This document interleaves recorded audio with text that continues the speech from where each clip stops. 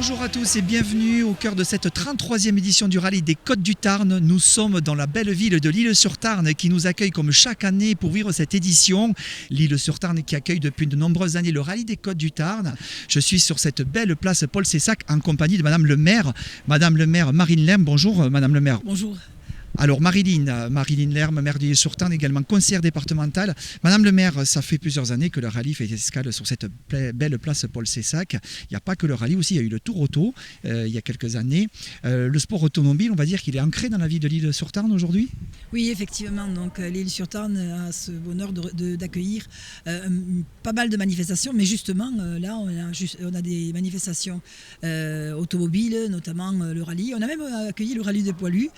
Donc effectivement, ça c'est le patrimoine aussi quelque part, donc ça correspond bien à notre ville. Nous avons une commune qui est très vaste, la seconde du département en matière de superficie, donc on a la chance d'avoir une ville qui est collée contre le Tarn et ensuite donc une campagne qui est assez rurale mais avec des petites routes sympathiques. Alors ces petites routes justement qui sillonnent aussi le vignoble gaillacois parce que l'Isle-sur-Tarn a, on va dire, beaucoup de vignobles. Oui, cette commune qui est la deuxième du département en matière de superficie a aussi cette particularité d'avoir un vignoble, le vignoble de Gaillac, où la plus grande partie de la zone AOC se retrouve donc ici chez nous dans cette commune. Donc effectivement, le fait d'allier le sport automobile, le vignoble, c'est un accélérateur économique pour l'Isle-sur-Tarn et pour tous ceux qui entourent donc cette manifestation. Alors aujourd'hui, l'Isle-sur-Tarn est une ville dynamique grâce au rallye des Côtes du Tarn, mais tout au long de l'année, bien sûr, vous avez un tissu associatif quand même assez important. Oui, donc on a la chance d'avoir le rallye des Côtes du Tarn qui vient dans notre ville, mais c'est vrai qu'on a une cinquantaine d'associations qui tout au long de l'année animent la ville, font aussi des activités plus culturelles et sportives. On a cette chance effectivement, la ville vit au travers de ces associations, la ville rayonne au travers de ces associations.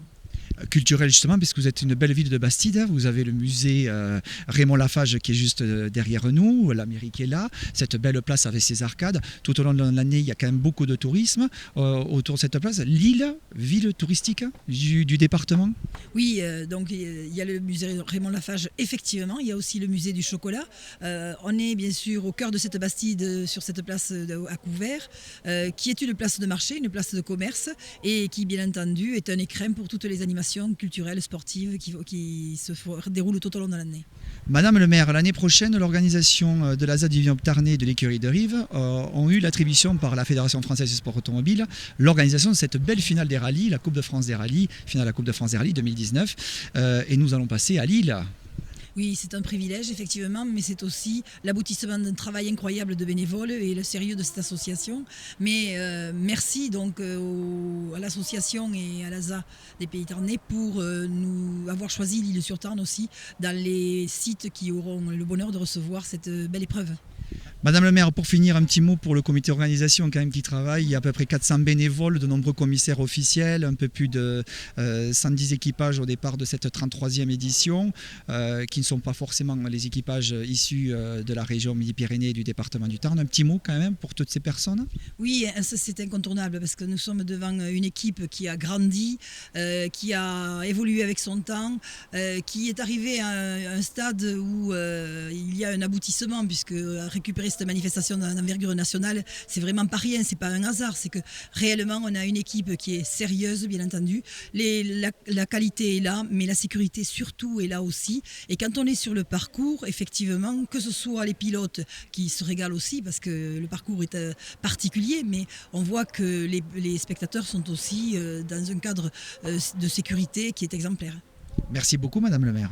Mesdames et messieurs, maintenant nous allons prendre la direction de la spéciale de Montaigut, au cœur de l'épingle des Amiels. Vous allez me retrouver pour pouvoir vivre et revivre cette 33e édition du rallye des Côtes du Tarn. Je serai bien sûr, et je suis avec Vincent Dougados, qui est bien sûr le présentateur et journaliste connu de la région Midi-Pyrénées, et accompagné cette fois, il fait ses premiers pas. Vous allez voir sur un plateau et en tant que commentateur et surtout que consultant, c'est Jordan Berfa. Mesdames et messieurs, profitez de ce magnifique spectacle et nous vous donnons bien sûr rendez-vous pour le premier rallye régional Cœur des Vignobles le 2 et 3 mars à Gaillac et surtout pour la finale de la Coupe de France des rallyes en octobre 2019.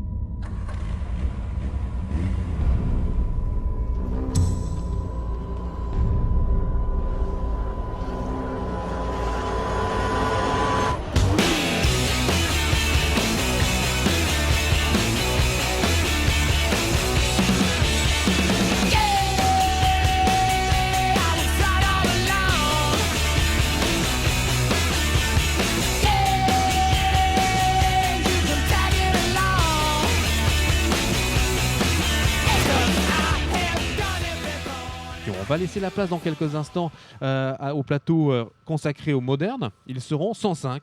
Voilà, j'allais vous dire combien de voitures au départ de ce 33e Rallye des Côtes du Temps. 105 voitures au départ. 105 Il au y a eu départ. quelques forfaits, hein, monsieur Vincent Douglas. Ah oui, quelques forfaits. Ça fait partie du jeu. Oui. Certains qui n'ont pas la voiture préparée ou prête ça. pour venir nous rejoindre. D'autres qui n'ont pas passé les vérifications techniques. C'était hier soir et ce matin. Et donc la direction de course avec le collège des commissaires qui donne le feu vert pour ces 105 voitures. Gros plateau, hein, mon cher Jordan. C'est ça, ce que j'allais dire, c'est que dans toutes les classes, on va dire qu'il y a vraiment de la qualité. Et ça va être un beau duel, on va dire, un peu partout, que ce soit au niveau des R5, donc les voitures qui vont partir dans les 5-10 premiers, Bien après sûr. les R3, les deux roues motrices, tout ça. Et je trouve que le plateau est assez...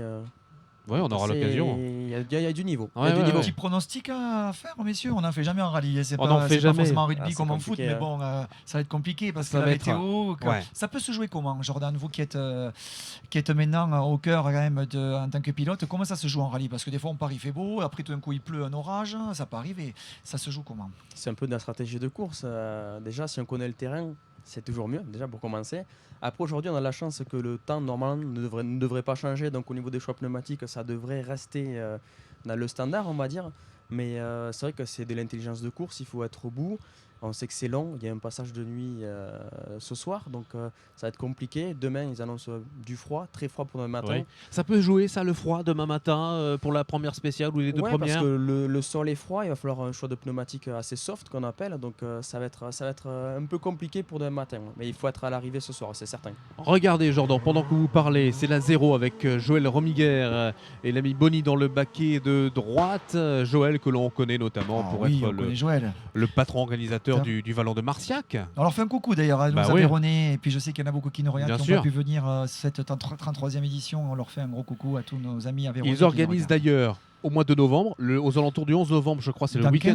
Dans 15 petits jours, le rallye du pays Rignacois. C'est un régional, une belle formule pour ceux qui ont envie un petit peu de terminer la saison sur une bonne note avec ce régional, avec pas beaucoup de kilomètres, mais un maximum de plaisir. Des points pour la finale aussi. Eh oui, ça c'est important.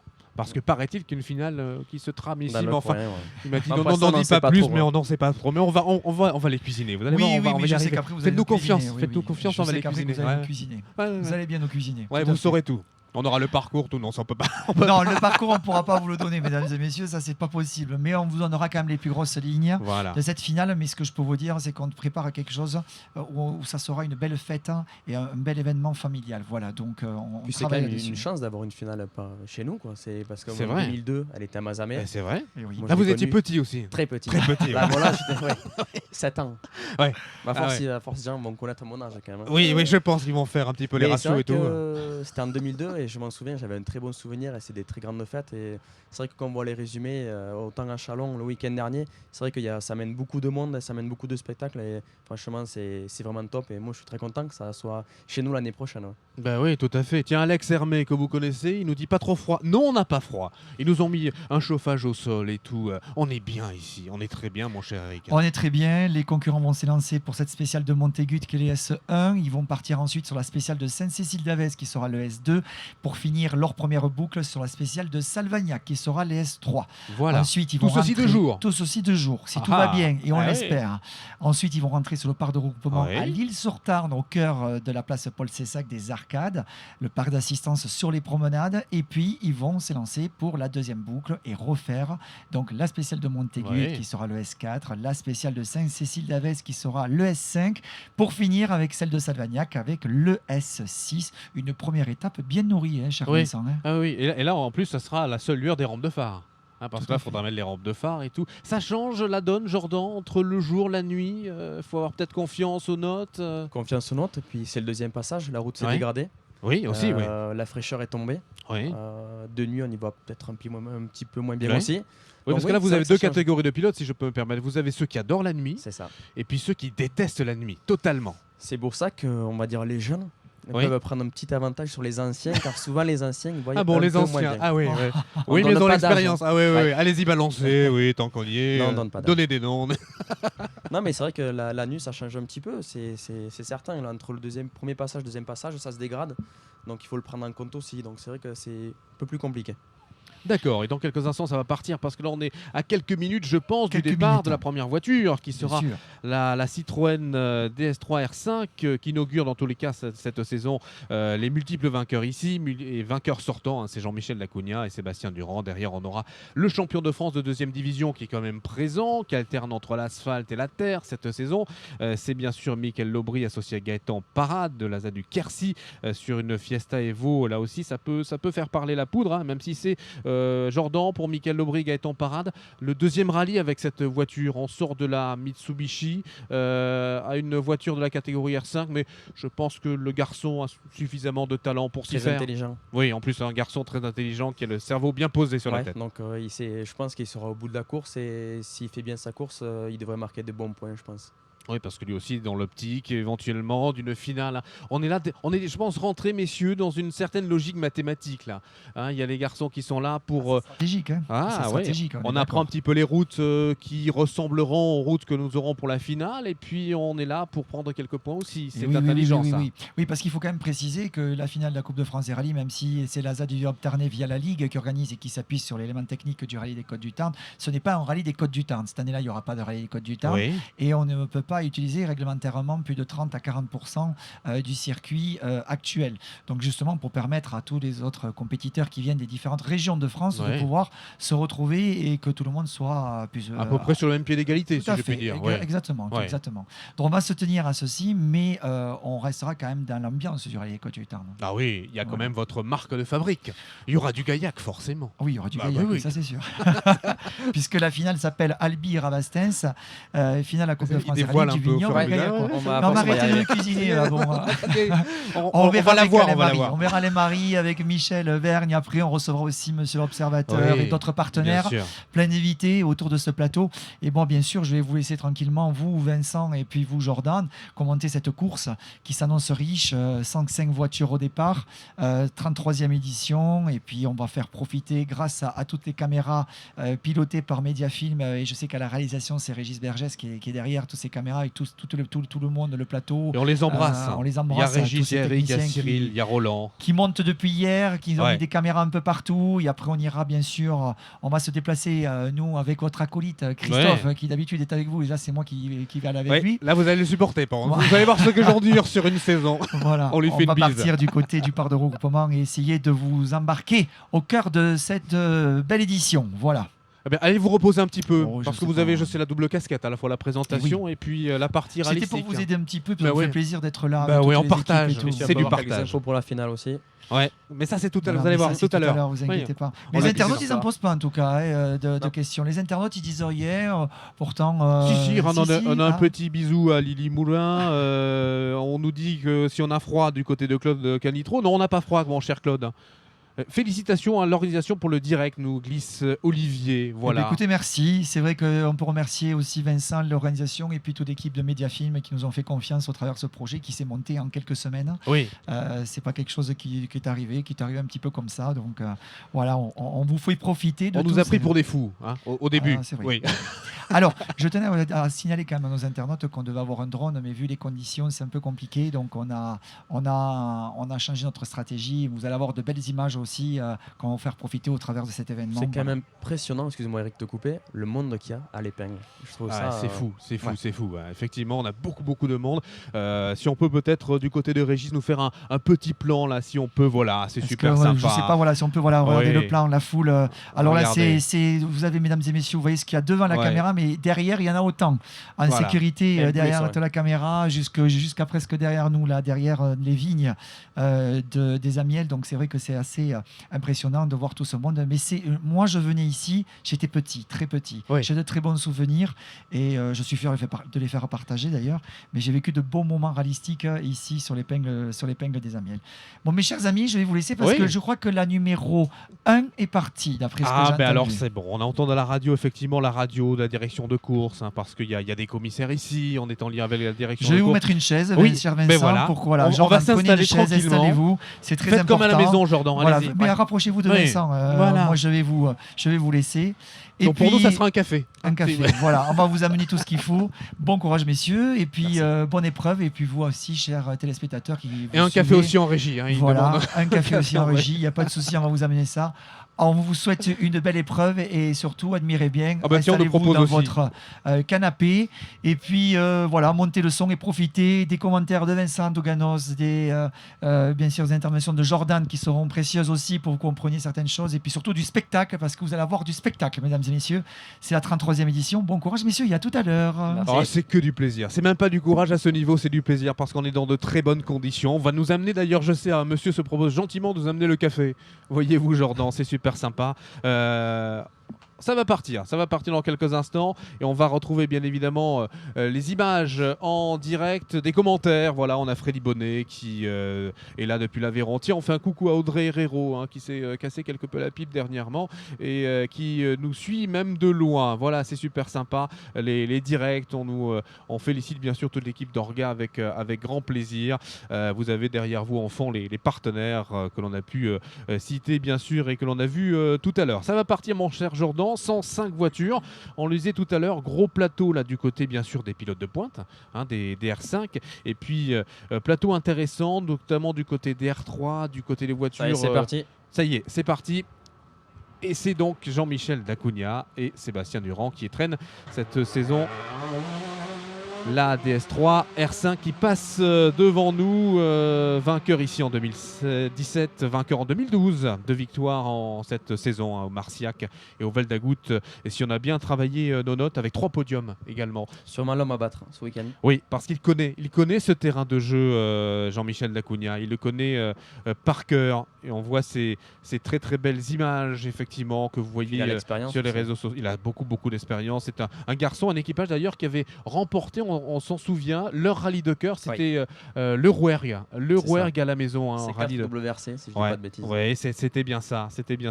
Tiens, on a un monsieur gentiment qui se propose de nous amener un café. Merci à vous, monsieur. Voyons, on a demandé ça tout à l'heure et on a le petit café qui va bien. C'est en direct. Merci. On le vit comme ça devant nous. Merci à vous. Avec grand plaisir. Nos amis de la buvette qui sont là juste à côté et qui vous accueillent dans Saint-Éplinde. Voici le champion de France de 2e div. Michael Lobry, Gaëtan Parade, que l'on voit de la ZAD du Quercy avec cette Fiesta Evo R5. Là aussi, il va falloir se méfier, mon cher Jordan, de Michael Lobry, ancien champion 2e div, vainqueur au Quercy cette saison, vainqueur à la Vallée de l'Homme Périgord Noir. Un garçon à suivre. Oui, à suivre. Et puis, comme je vous dis, il est très intelligent. Il sera à l'arrivée, c'est certain, à moins qu'il ait un problème mécanique, mais il sera à l'arrivée. Et il faudra suivre son classement, c'est certain. Ouais. On le suivra avec grand intérêt. Tiens, on a Eric Dussault qui nous pose la question. Quelle est la différence entre les R5 et les R3 ? C'est que c'est une affaire de chiffres ou ça change vraiment beaucoup ? Alors, ça change un petit peu. Oui. Alors déjà, en R5, on a 4 roues motrices. En R3, on a 2 roues motrices. La boîte séquentielle sur les deux, c'est certain. Et après, la puissance qui est inférieure, on va dire, au niveau des R3. Et au niveau des R5, on est aux alentours des 280-285 chevaux, plus ou moins. Et en R3, ça doit tourner aux alentours des 230-250 chevaux. Alors que l'on voit là-bas au loin, vous voyez une toupie. On appelle ça une toupie. Je pense que c'est Gilles Roca, Nicolas Matas, l'équipage qui nous vient de les Catalans, du côté de la région de Perpignan et du Val-Espire. A priori, c'est dommage, c'est beaucoup de temps perdu. Ouais, là, c'est du temps perdu parce qu'il faut redémarrer la voiture. On voit qu'on fait une marche arrière. On n'a pas forcément la caméra de recul là-dessus. C'est la Subaru WRC. Quand on est dans des conditions comme ça, on a le stress. On va essayer de repartir. Il n'a pas calé, c'est déjà pas mal. Je sais pas s'il a pas calé d'ailleurs. Je sais pas. Parce que c'était long. Comme ça, c'est compliqué. Gilles Roca, vainqueur cette saison avec Nicolas Matas du rallye du Val-Espire, 3e ici l'an dernier. Une voiture, là, cette WRC qu'on a vue par le passé en mondial. Très belle voiture. Moi, ça me plaît énormément. Après, ce qui est sûr, c'est qu'on a une puissance qui est relativement supérieure au R5, c'est certain, mais la technologie sur la R5, quand même, est, je pense, un poil mieux que sur la WRC ancienne génération. Alors, la différence, effectivement, c'est certainement le châssis aujourd'hui, mon cher Jordan. Et puis, c'est vrai que la WRC a quand même un moteur, on va dire, beaucoup plus puissant que les R5. Je ne connais pas exactement la puissance de la Subaru de Gilles Roca, mais c'est certain, on doit avoir aux alentours des 40 ou 50 chevaux de plus que la R5 aujourd'hui. Alors que là, on vient d'avoir passé Jean-Laurent Chivedel, Nicolas Capoulade, vainqueur cette saison du rallye du pays saint-africain avec 5 podiums. Jean-Laurent Chivedel a surveillé aussi parce qu'il commence à se mettre vraiment en main cette voiture voiture. Hein. Ouais, il a eu un petit passage à vide au départ quand il a eu, et puis il s'est fait, on va dire, assez rapidement. Et aujourd'hui, ça fait des chronos. Ça joue devant à chaque fois, c'est à l'arrivée. Donc à suivre aussi. Ouais, Ça tout va à être fait. compliqué pour donner le vainqueur, je pense. Vous qui avez l'habitude de CR5, des voitures faciles à appréhender, à prendre en main, ou il faut quand même un step ou un step de plus, parce que vous êtes passé de la R2 quasiment à la R5. C'est sûr que c'est pas du tout pareil, mais Pas évident. on va dire que pour rouler à 50% de la voiture, c'est réalisable, on va dire, à peu près pour tout le monde. Et après, quand même, il faut beaucoup de réglages au niveau du véhicule.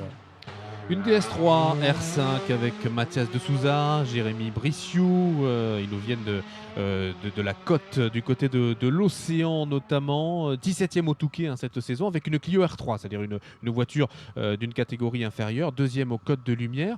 Je pense qu'eux découvrent vraiment ce terrain de jeu aujourd'hui. Je pense qu'ils découvrent, mais c'est vrai que c'est un nom qui revient souvent, surtout en Enduro motrice. Alors je pense qu'il vient récupérer aussi les points de la finale. Je ne sais pas s'il va continuer avec la DS3, mais ça peut faire quelque chose à la fin, c'est certain. Ouais. Oui, tout à fait. Ça peut faire un truc à la fin. Donc j'imagine que ce sont des équipages qui viennent aussi découvrir ce terrain en prévision, éventuellement d'une finale. Mais encore faut-il se qualifier. Encore faut-il être là, finir les rallyes et bien placé. Il faut finir, c'est certain. Et après, si je dis pas de bêtises, ils prennent les 12 ou 13 premiers de chaque ligue. Donc il faut marquer des points. Et c'est vrai que c'est quand même compliqué à chaque fois d'être dans les 13 premiers. Hein. Là, c'est une affaire de famille devant nous. Là, c'est Gabriel, associé à Lucie Reynaud de la Zabassienne sur cette Fiesta R5. Belle couleur pour cette voiture. Au moins, on la voit arriver de loin. Ça, c'est l'avantage.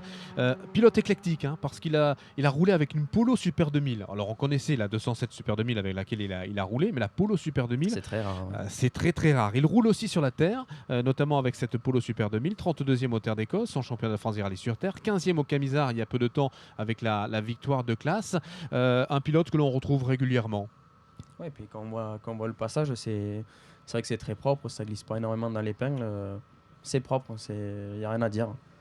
Et l'avantage comme ça pour certains pilotes comme Gabriel, quand on va sur la terre, forcément sur l'asphalte, on est peut-être plus performant parce que quand la chaussée se dégrade, quand il y a du gravier, quand il y a de la terre, on est un peu plus habitué à ces conditions. On a moins d'a priori, c'est certain. Ouais. Et puis dès qu'on arrive dans des endroits où c'est très glissant, ça gêne un peu moins quand la voiture commence à glisser des 4 roues et on a un peu plus, je pense, on arrive mieux à la contrôler.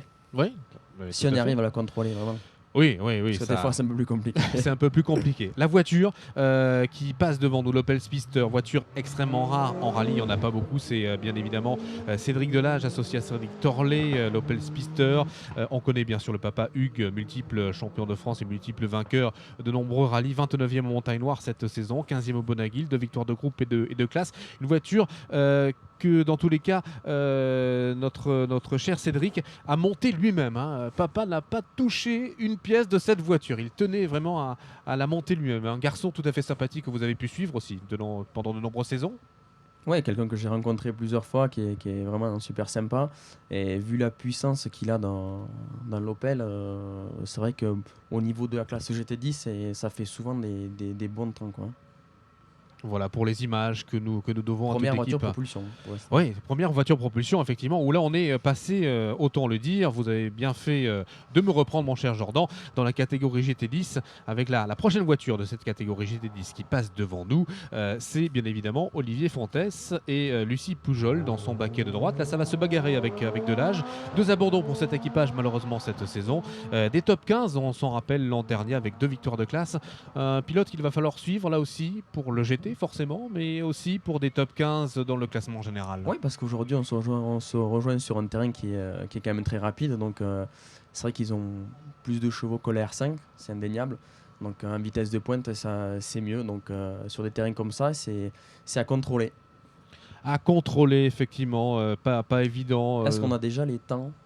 Alors pour l'instant, j'ai pas d'infos concernant les temps. On va essayer de trouver ça. Si vous avez peut-être votre smartphone, oui. Parce qu'ici on a la tablette qui est connectée directement sur vos commentaires. Fait-il aussi froid que sur le camp ? Ça, c'était du côté du Cardabel, mon cher Corentin. Non, il fait pas aussi froid là ce week-end. Ça va, tout va bien. Les conditions sont un petit peu meilleures que du côté des Cardabel. Il y a quelques jours seulement où il pleuvait beaucoup, le dimanche notamment. On va enchaîner avec les prochains prochain avec notamment Grégoire Espinas, Cédric Gamboni, une Mégane Kit-Car, une voiture que vous connaissez quelque peu, votre papa l'a même dans le garage. On n'en voit plus beaucoup, c'est comme les 306 Maxi, ça devient très rare. C'est très rare, ça a pris beaucoup de valeur. Donc souvent, ça reste au fond du garage, mais c'est vrai que pour les spectateurs, pour tout le monde, c'est très très beau à voir passer. Et puis le bruit, c'est totalement différent de la R5. Donc c'est vrai que c'est super beau à voir. Allez, ça va enchaîner dans quelques instants. Peut-être une petite interruption de course, ça peut arriver, parce que les voitures, appelons-le, là, partent de minute en minute. Tout à fait, minute en minute, ouais.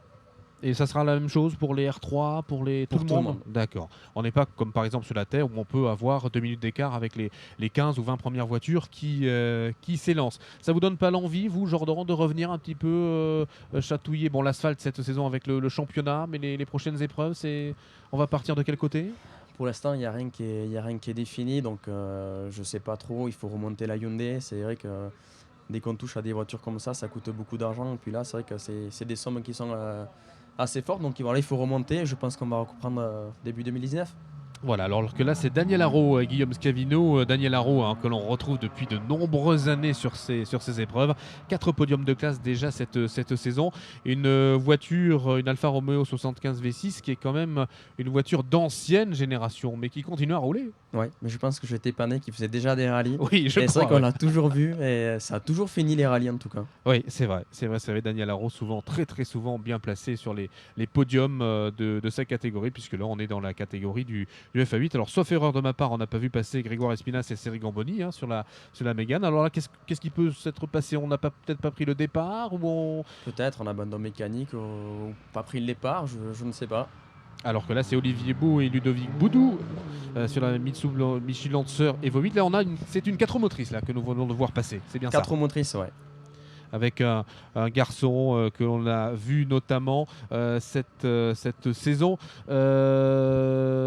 du côté du Charlemagne, avec malheureusement un abandon au Charlemagne, avec des podiums et des top 5 pour se rappeler au bon souvenir de l'édition 2017. Donc on a là certainement un équipage qui ne connaît pas forcément ce terrain de jeu. C'est vrai qu'aujourd'hui on voit des concurrents qu'on ne voit pas habituellement ici. Donc, tout à fait. C'est bien.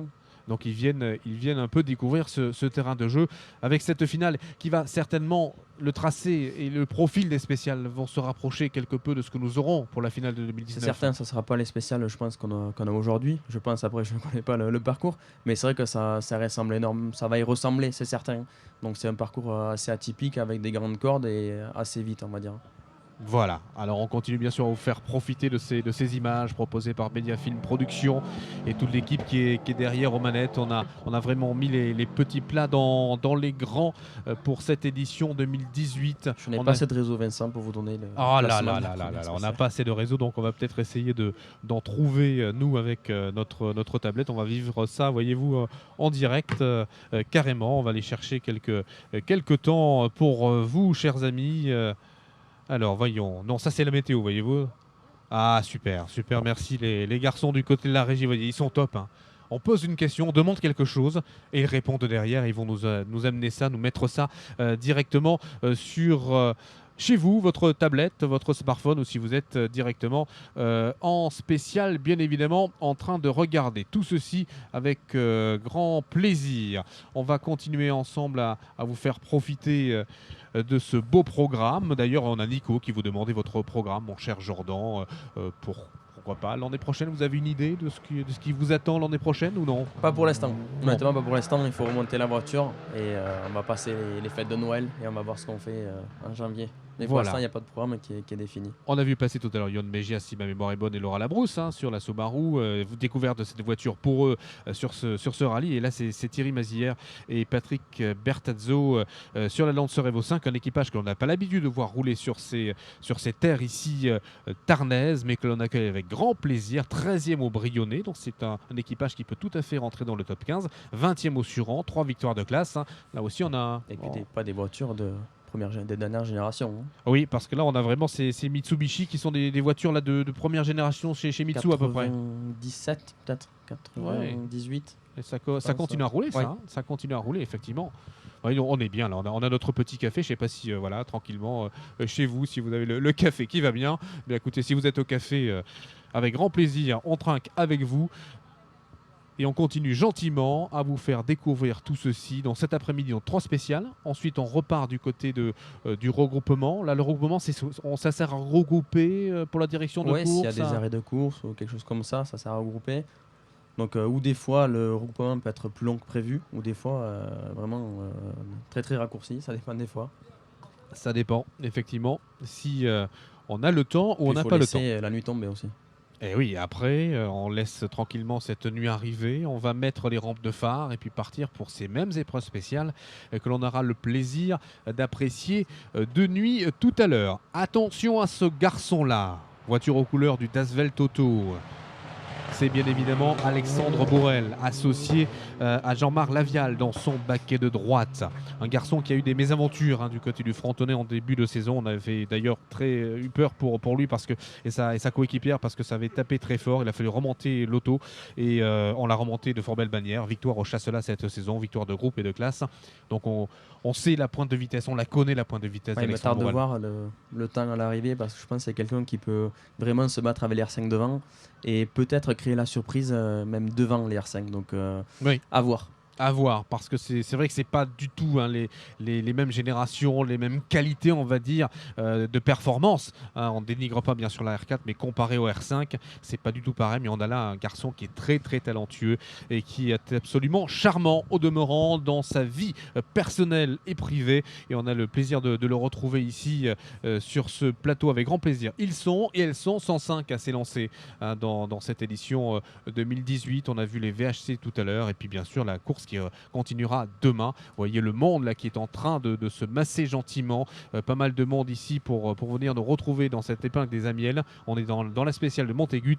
C'est la première que l'on vous fait vivre bien sûr en direct avec des gros moyens et avec ce dossard 22. C'est bien sûr Lionel Espinas et Mallory Puech. On les retrouve parce que l'an dernier on les avait quittés ici avec une grosse sortie de route, c'était de mémoire avec une 208 R5, ouais. Je crois. Et on les retrouve en pleine forme avec une nouvelle monture que l'on étrenne, je pense, cette saison et sur ce rallye. 4e au Frontonnais cette saison. Donc, comme quoi, on n'a pas perdu tout à fait la main du côté de Lionel. Un garçon charmant également. Ça a toujours été vite, il faut le dire. C'est un vite. Donc, ça se perd pas comme ça, mais à voir ce que ça fait par rapport à la Mitsu qui est passée juste avant lui. Je pense que ça sera peut-être un poil derrière, il faut se remettre dans le bain, c'est certain. Mais c'est une voiture qui marche très bien. Oui, c'est une voiture qui peut tout à fait les amener 20e, 15e, voire plus si affinité. Mais je pense qu'il faut surtout se remettre un petit peu dans le... Surtout, c'est pas simple. Et peut-être chasser le chat noir et les mauvais souvenirs que l'on a pu avoir ici sur ces Côtes du Tarn. Si vous nous rejoignez sur les réseaux sociaux, sur la page bien sûr Facebook de ces Côtes du Tarn, soyez les bienvenus. La page bien sûr du côté... du site internet, et là c'est un équipage qui nous vient de la région mazamétaine. C'est Jean-Paul Terral associé à Luc Dumas dans son baquet de droite de cette Lancer Evo 10. On est toujours dans la catégorie des R4 dans les dernières voitures des top 25 cette saison, 3 victoires de classe. Jean-Paul Terral toujours présent et qui lui roule depuis pas mal d'années. Il faudrait demander combien de fois il a pris le départ du rallye, mais je pense qu'il a dû en faire quelques éditions, je pense. Ouais, énormément, je pense, à son compteur comme beaucoup. Comme quoi le rallye, une fois qu'on est tombé dedans, je pense que c'est jusqu'à votre retraite. Sortir, ouais, je pense qu'on est piqué au vif jusqu'à la fin. 105 voitures qui s'élancent. Si vous nous rejoignez encore une fois, bienvenue. Tiens, Andrea, la classe, bon Jojo, bah oui, il a la classe, notre Jordan Berfin national. Il est pas mal, à la télé, il passe bien. Il passe bien dans tous les cas. Les commentaires dont vous nous gratifiez sont superbes, mon cher Jordan. On profite de votre expérience rallistique pour nous amener comme ça dans cette première épreuve spéciale, une épreuve que nous vivrons également tout à l'heure de nuit, tout simplement ensemble pour notre plus grand plaisir, grâce aux images de Mediafilm Production, de Régis bien sûr, d'Éric, de Cyril, de Roland et de toute l'équipe derrière qui est là bien évidemment pour vous manœuvrer tout ça tout au long de l'après-midi que nous passons ensemble. Les VH tout à l'heure, et puis à l'instant, on est en plein milieu du plateau des modernes. Là, on va attaquer le plateau des R3. Gros plateau. Oui, gros plateau. Énorme, beaucoup de qualité. Donc là, ça va être la bagarre jusqu'à la fin pour se battre, c'est certain. Ouais, Binois, Ben, Villaret, Salas, Puech, Mouriou pour les premières voitures qui s'élancent. Les voilà, avec les premiers qui sont là avec nous C'est Laurent Binois, Ludovic Moreau avec la Clio R3. J'essaie de vous trouver les temps, Vincent. Oui, allez-y, mon cher Jordan, avec l'ami Binois, deuxième au Val d'Agout, un beau podium, des top 5, 3 victoires de classe. On commence à parler vraiment de Laurent Binois depuis maintenant, on va dire 2 saisons, parce que c'est des saisons où il fait des podiums. Ouais, en R3, c'est sûr que on va dire, c'est un peu l'homme à battre, et il va vite à peu près partout. Donc, qui va gagner en R3 ce week-end ici, je pense que personne ne le sait encore. Oui, personne ne le sait parce que les garçons qui arrivent derrière et les filles qui arrivent derrière également dans cette même catégorie R3, c'est-à-dire c'est des voitures de même catégorie, c'est des voitures avec des voitures traction comparées au R5, c'est ça? Ouais, voiture traction avec, comme on l'a dit, beaucoup moins de puissance que sur la R5, mais boîte séquentielle comme sur la R5. Donc c'est des voitures souvent quand on a des conditions un peu compliquées qui peuvent jouer devant sans problème. Voilà les prochains équipages que vous connaissez, ils sont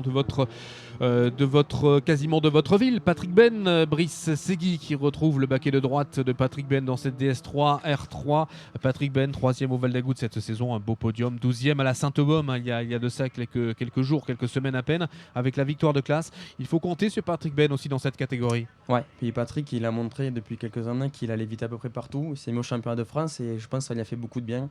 Et c'est vrai que Patrick, on le rencontre ici, Côte du Tarn ou Val-Lagoutte ou Mazamet, c'est vraiment très compliqué à battre. Moi, j'ai essayé plusieurs fois, ça a été la bagarre tous les deux, mais quand il est chez lui, c'est un peu compliqué à battre.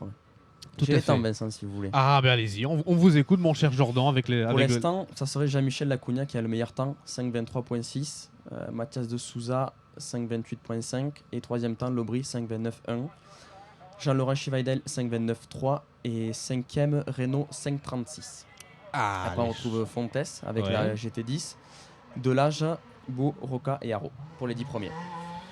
Et voilà un petit peu, merci Jordan pour les infos dont Jean-Michel Lacogna, Sébastien Durand, leader pour le moment et meilleur temps. Benjamin Villaret, Justine Obrecht sur la Clio, là aussi attention à Villaret, un garçon qui est un très vite également, 7e au Saint-Geniès, même chose, on a récidivé avec la 7e place du côté du rallye de l'Hérault avec la victoire de classe, ça va très très vite également du côté de Villaret, là aussi en R3 on a vraiment un super plateau. C'est sûr que là, pour cette talonnée, il y a du monde, du beau monde. Et en plus, ils sont un peu, on va dire que c'est des garçons qui sont tous très intelligents. Ça va être, je pense, tout le monde va être à l'arrivée. Et là, ça va se jouer à pas grand-chose, je pense. Alors on nous pose des questions également. Le champion montpelliérain Rouennais est-il présent? Oui, il est présent, mon cher Thomas Romiguer. Bonjour mon Pierrot, nous dit Damien. Voilà, on se passe quelques petits messages également internes du côté de Facebook et des réseaux sociaux. Benoît Salas, Bernard Covy, attention à eux parce qu'on sort d'une N3, d'une F2014 et je pense qu'on s'essaye au maniement de la R3 ce week-end. Là aussi, attention à Salas. Je ne sais pas s'il va s'y mettre rapidement, mais en tout cas, avec son F2000, c'est quelqu'un qui est impressionnant, on va dire. Donc, vainqueur du rallye du Sidobre cette saison, 5e je me suis cassé les dents d'ailleurs. Oui. Il vous a donné du fil à retordre. Vous aviez, je crois, cassé l'organe mécanique. Un petit problème de collecteur dans la première spéciale et on a fait une boucle arrêtée. Et après, pour rattraper le temps, ça a été pas sur possible. un régional, c'est très compliqué. Et rattraper un Salas qui était au top de sa forme, c'était bien plus difficile que prévu. J'ai l'impression que c'est tout le week-end qu'il est au top de sa forme. C'est souvent. Je pense que ça va soulager certains concurrents en F2014, mais en R3, ça va faire mal. Oui, je pense que ça va faire très mal, d'autant plus que hier, pendant la séance d'essai, il a compris le maniement de cette voiture. Un régional de l'étape, il roule à la maison. On lui a dit de ne pas faire trop de spectacle. Là, il en a fait un petit peu. C'est propre. C'est propre. C'est assez propre. Jérémy Puech, associé à Roselyne Maintenant dans son baquet de droite de cette Clio R3 pour les performances de Puech, 4e au Val d'Agout. Même chose. Porte du podium au général quand même au Val d'Adoux, 2 victoires de classe. Là aussi, quand il est propre, Jérémy Puech, ça peut fait des temps. Ouais, ça fait des temps parce que c'est en général on l'appelle le petit Ragnotti local du Tarn parce qu'il adore faire le spectacle. Ça fait toujours un petit peu de bruit. Ouais.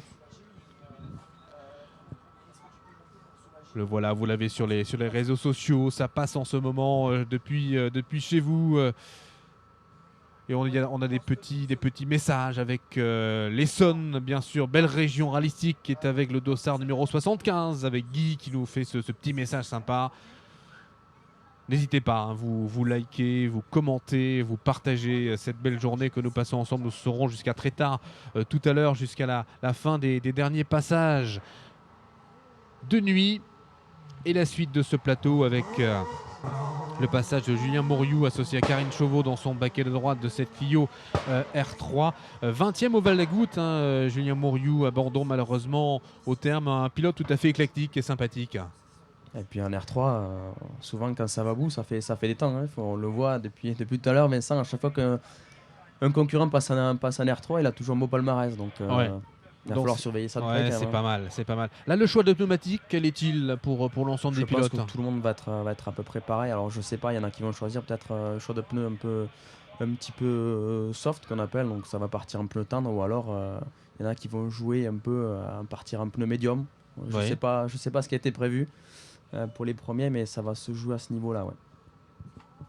Voilà, toujours les passages que vous suivez en direct avec nous, avec Jordan Berfa, notre consultant cet après-midi, champion de France des rallyes sur terre l'an dernier, qui retrouve l'asphalte cette saison, qui n'a pas pu être aux Cévennes pour cette édition 2018.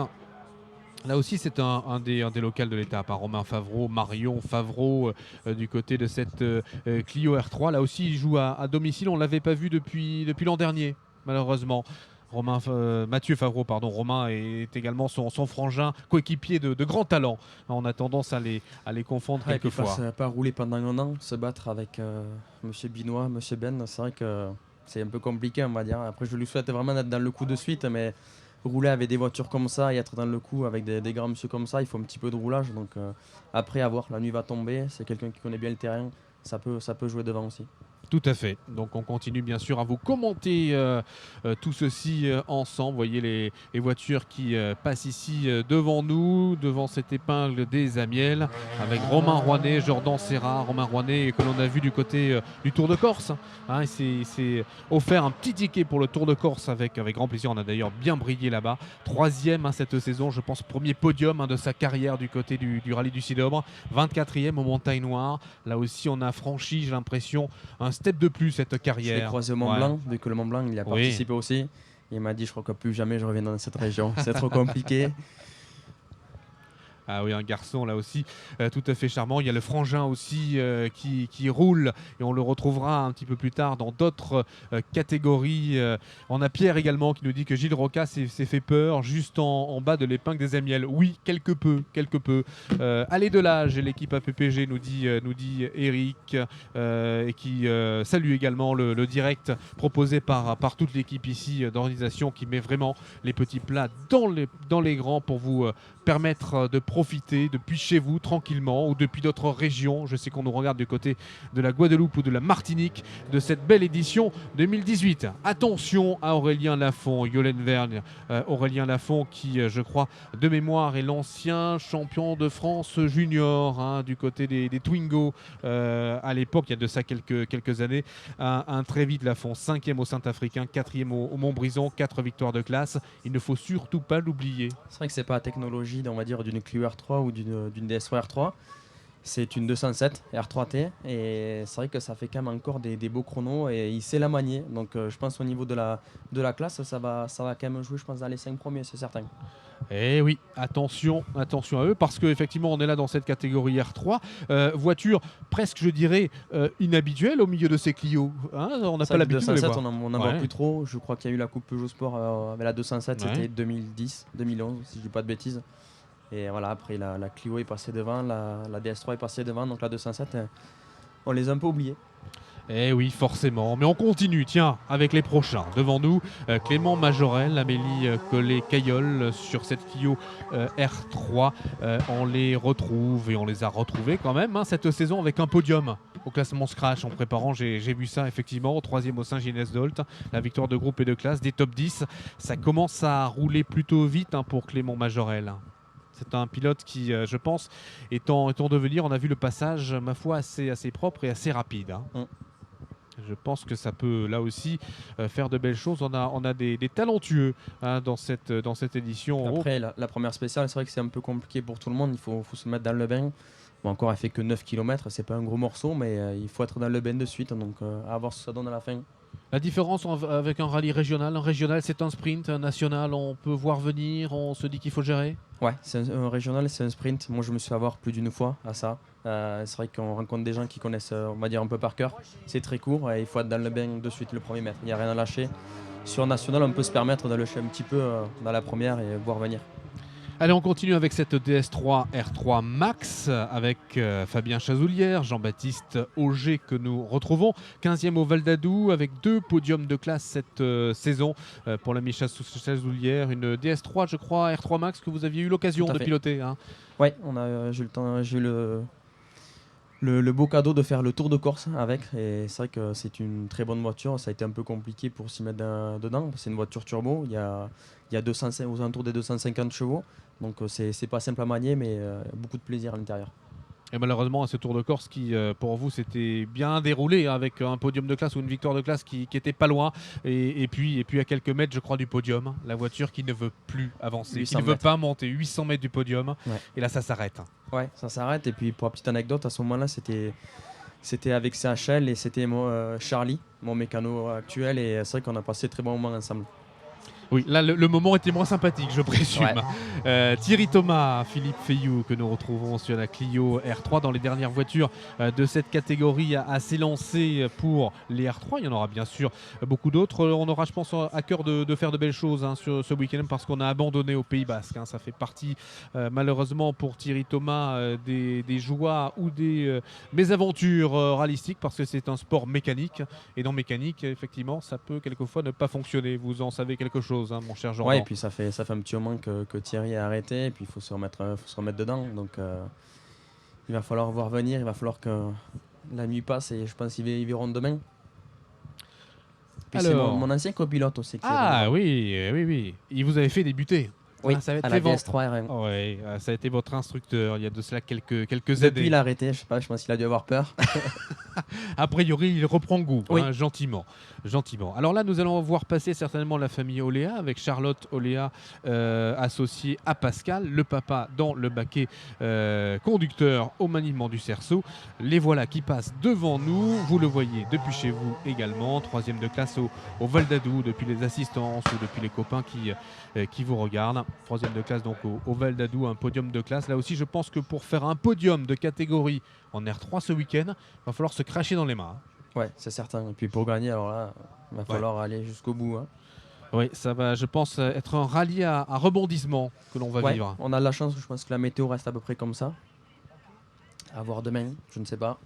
À voir, effectivement. A priori, des gouttes de pluie également, peut-être demain. Mais pour l'instant, ça tient du côté de la météo. Pas de pluie sur le cours central. Tout va bien. Alors que Damien nous annonce que les cordes sont en train de se creuser. Alors les cordes, c'est quoi, Jordan? C'est quoi une corde? C'est une corde pour monter un arbre? Non, ça n'a rien à voir. Quand on coupe un virage, qu'on passe dans l'herbe, on va dire, c'est une corde. C'est un virage qu'on peut couper. Là aujourd'hui, il a plu tout ce matin. Je crois qu'il a plu aussi hier. Donc les cordes sont pleines de boue. Donc quand on passe dedans, automatiquement, ça creuse. Voilà, et avec le passage de Christian Cavaillès, Richard Fournalès sur la Mitsu Lancer. On est là dans les voitures normales, on va dire 4 roues motrices. Il n'y a pas grande évolution sur ces autos, si ce n'est les 4 roues motrices et souvent un très bon moteur. On les retrouve avec plaisir du côté du N4, avec malheureusement 5 abandons cette saison. Mais quand même, on va se rassurer avec, par exemple, l'an dernier, pour se remettre un petit peu du baume au cœur, la 25e place au rallye du Bonaguil, avec la 2e place de catégorie, un équipage que l'on voit évoluer depuis des années maintenant. Mitsu Evo 3, Evo 4, non? Si je dis pas de bêtises. Oui, ça doit être à peu près ça. Le même âge que l'équipage, je pense, quasiment. Parce que ça fait des années que nous les voyons. Certains nous disent vivement les passages des F2-14. Yann Legrand. Mais oui, on les attend. Jordan Thébault, bon ça on le savait, d'accord. Ça c'est fait. On est trop cool, écoutez, oui, on est content de partager vraiment ça avec vous aujourd'hui, avec toute une équipe, parce qu'on n'est pas que tous les deux là en plateau. Il y a vraiment toute une équipe derrière qui bosse et qui est. On attend encore les classements quand même. Vous avez demandé, Vincent. C'est vrai, mais je pense qu'ils sont en période de sieste. Ils vont nous trouver ça, il n'y a pas de souci. Ils sont très forts. On avait annoncé tout à l'heure le meilleur temps dans cette spéciale de Jean-Michel Dacugna et Sébastien Durand devant, me semble-t-il, l'ami Souza, Mathias de Souza et Jérémy Bricio, effectivement, si ma mémoire est bonne, qui sont là d'entrée de jeu pour montrer que effectivement, ils sont pas là que pour jouer et découvrir ce terrain de jeu. Et Michael Lebris qui prenait un 3e temps. Donc on s'était pas trop trompé. Ouais. Michael Lebris n'a pas mis très longtemps à comprendre comment ça fonctionne. Une F5. Là c'est Maurice Ramon, Émeric Kermarans que l'on retrouve sur cette Lancer Evo 8. Là c'est l'Evo 8 du côté de cette voiture du FN4. On les retrouve et on les a retrouvés dans le top 30 au rallye des Vins du Gard, 29e, avec 2 victoires de classe. Donc là aussi, on a un équipage qui peut tout à fait rentrer dans la victoire de classe ou le podium de classe du côté du N4. J'ai un peu plus de classement, mais sans. Allons-y. Voyons si vous avez peut-être des classements du côté des R3, peut-être qui viennent de passer. Pas encore. Par contre, Alexandre Bourrel qui fait le 2e temps pour 3 secondes. Voilà. Ouais. Classement. Ça peut jouer devant. Oui, on l'a annoncé, il répond présent, Alexandre Bourrel, associé à Jean-Marc Lavial, alors que là nous avons Nicolas Rouillard, associé à Philippe Curel, sur la BM 318. Nicolas qui était sur le podium avec papa l'an dernier et qui commence à se faire un prénom. On connaît bien sûr l'histoire bien sûr de papa Rouillard dans le baquet de pilote, qui je pense est actuellement en Cévennes pour le championnat de France et le trophée Michelin. Et petit Rouillard va bien avec cette saison 4 deuxièmes places au général. C'est le Pouli d'or cette saison. C'est le Pouli d'or. On attend toujours une victoire au classement général pour Nicolas Rouillard. C'est peut-être la voiture qui lui convient. Je pense que la voiture lui convient, et la voiture convient bien dans tous les cas à la famille Rouillard, parce que papa Rouillard... Il n'a pas mis longtemps à s'y mettre aussi. Ouais, à comprendre comment ça fonctionne. Je pense que papa, qui prépare cette voiture de main de maître, a dû lui donner certainement quelques tuyaux de pilotage. Il a dû bien le briefer, Oui, je pense. Et on continue comme ça à vous faire profiter de ces passages. 105 voitures devant nous pour ce grand départ. Et derrière, regardez en revenant Jean-François Béringuet, Aline Béringuet sur la BM Série 1. On ne les présente plus, plusieurs victoires bien évidemment. Et pour l'histoire, c'est bien sûr un équipage qu'on avait vu et qui a brillé en Saxo Super 1600 avec un certain Sébastien Loeb. Et c'est le seul à avoir fait des temps devant Sébastien Loeb à voiture égale. Donc c'est quand même à souligner. Ouais, et puis je ne sais pas le nombre de rallyes qu'il a dû gagner à côté, qui doit être assez énorme. Ouais. Il aurait très bien pu faire une carrière internationale. Il n'a pas voulu. On va dire qu'il y a une époque où Jean-François était quelque peu enrobé, suivant les mots qu'emploie Aline, son épouse, dans le baquet de droite. Il aurait très bien pu être un pilote international, puis il n'a pas eu envie, parce que finalement, il avait envie de rouler pour le plaisir et pas pour une marque. Mais ça ne l'a pas empêché de faire de très très bons résultats. Ouais, il en a fait énormément. Il a gagné énormément de rallyes et beaucoup de podiums devant d'excellents pilotes du côté de Jean-François et d'Aline Béringuet, qui roulent toujours avec autant de plaisir et qui ont toujours un coup de volant qui va extrêmement bien. Si c'est bien conduit, ça peut rentrer dans les 5, dans les 10, je pense. Oui, une voiture que l'on retrouve préparée par toute l'équipe du Delage Sport. Donc une voiture qui va bien, qui est bien préparée. Et si Jean-François se sent bien à bord de cette voiture, ça peut faire d'excellentes choses du côté du classement. Gros passage de Nicolas Rouillard, nous dit Pierre, oui tout à l'heure.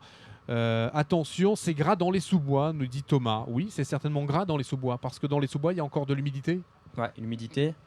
Les feuilles commencent à tomber, donc ça, c'est un peu plus compliqué, certains. Puis en plus, il y a quelques petites cordes, on va dire, dans le sous-bois, donc ça fait un petit peu de boue. Donc c'est vrai qu'au niveau des zones de freinage et de réaccélération, c'est pas pareil que sur le sec. Et regardez, on nous fait râler quelque peu, Olivier, qui nous dit c'est top ce direct au chaud devant le feu, au coin du feu. Vous avez raison. Ah, on a plaisir de retrouver l'équipage. La Yoann Dupuis, Nicolas Pelletan sur la 306. On les avait pas vus depuis quelques temps. Je crois qu'ils avaient vraiment bien chiffonné la voiture aux Montagnes Noires il y a de cela un an, je crois tout juste. On les retrouve avec grand plaisir. Belle saison, 3e au classement général au Softair Saint-Front. La victoire de groupe et de classe, 13e aux Montagnes Noires.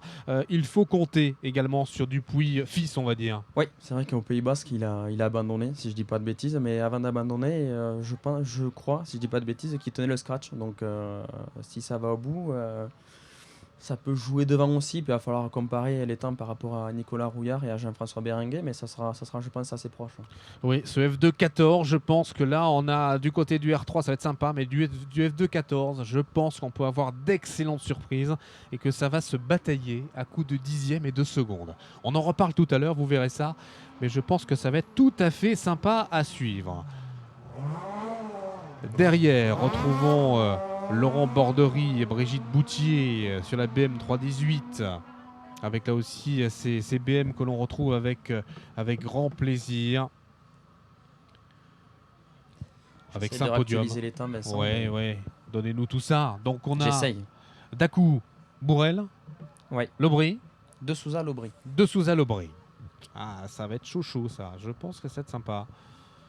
Ça va être une belle finale en 2019. Terrain de jeu idéal. J'espère que certaines spéciales seront modifiées, nous dit Nalé. Mais oui, on va dire que le profil sera quelque peu modifié. Chez les temps, au niveau des R3, Vincent, si vous voulez. Allons voir ça. Où se situent les R3 ? 7e temps pour Laurent Binois. 5,47.9. Deuxième temps du R3 pour Patrick Ben, 5,48.4. Donc autant vous dire qu'il y a seulement 5 dixièmes d'écart sur 9 km. Tout à fait. Regardez la voiture qui passe devant nous. Voiture très originale. Xavier Besson, Laurence Pélamourgue. Xavier Besson qui a remporté de nombreux rallyes dans sa carrière. Fait débuter cette Clio R3 depuis peu à présent. 4e au Cilobre l'an dernier avec également une 9e place au Saint-Géniès. Voiture originale. Hein. Très original et quand on entend le bruit, ça marche. Il n'y a pas de souci. Hein. Avec un aileron arrière qui ressemble à l'aileron d'une DS3 WRC, j'ai l'impression. Ça ressemble fortement. Mais en il tout doit cas, y avoir de l'appui. Ça ressemble fortement à un bruit de kit-car et c'est vraiment très beau à entendre. On dirait une mini WRC d'ailleurs, à son look. Ça doit envoyer. Paraît-il qu'il y a un moteur, je crois, de Mégane Maxi dessus. Il semblerait. Il est vrai, donc ça doit pousser. Je ne suis pas allé voir pour contrôler, mais je pense que c'est ça. Ça doit pousser. Vivement le passage de la 53, nous dit Yann. Ben écoutez, ça va passer dans quelques voitures. Ça va passer, alors que les prochains sont là devant nous. Ils étaient 105 à prendre le départ avec Florian Condamine, Evelyne Roll. Florian Condamine que l'on retrouve cette saison également comme de nombreuses saisons sur la Terre. 12e l'an dernier du Cardabel, 13e du côté du Terre d'Écosse cette saison. Malheureux au Terre des Cardabel, un garçon à la fois à l'aise sur l'asphalte et sur la terre. Ça c'est plutôt bien, parce que c'est pas compliqué d'être. Je veux dire non, au contraire, c'est compliqué d'être vite sur l'asphalte et sur la terre. Donc et puis c'est vrai que de l'asphalte à la terre, ça change énormément. Là aujourd'hui, du moins ce week-end, on n'aura pas beaucoup de glisse, donc c'est vrai que c'est pas du tout pareil. Et oui. Si je me trompe pas, c'est pas une Clio sur la terre non plus. Non, sur la Terre, il a, je crois, une Subaru, si ma mémoire est bonne. Pareil. Ouais, c'est pas pareil. Donc le maniement est pas tout à fait le même. Alors que là, effectivement, ce sont les prochains avec un équipage, si ma mémoire est bonne, qui réalise de belles performances cette saison. C'est bien ça. Ils sont là. Cédric Millot, Benoît Serre. On commence à parler d'eux parce que vraiment les résultats sont tout simplement là. 12e au Val d'Agout, 7e au Cidobre, 8e au Saint-Africain. Ça commence à parler. Ouais, et puis même au niveau de la classe, ça peut faire quelque chose de bien aussi. Oui, parce que les podiums de classe sont également là quand vous êtes 7e ou 8e sur un rallye. Forcément, ça fait souvent des podiums de classe. Voilà, ça fait des podiums de classe, voire des victoires de classe. Et vous les voyez tranquillement au coin du feu depuis chez vous. On a l'info de Freddy. Ah, Freddy qui nous dit oui, c'est bien le moteur de la Mégane Maxi et elle rend de 206 WRC. Vous voyez, le Freddy, il est top ce Freddy. Je pense qu'il est depuis son café là-bas dans le fin fond de l'Aveyron, où il nous accueille toujours avec grand plaisir pour de grandes soirées, de grands moments ralistiques. J'ai pas eu l'occasion de faire des grandes soirées là. Et non, parce que vous n'êtes jamais allé chez Freddy. Pour le WERG, moi je suis sage, je reste chez moi, je viens que pour le rallye et après je rentre. D'accord. Petit tour au bowling. Oui, malheureusement. Pas pour les pas pour les prochains jours, hein, malheureusement, du côté du bowling, qui est souvent le. Mais on m'a dit qu'apparemment c'était très animé. Oui, ça peut être animé du côté de chez Freddy, je le confirme.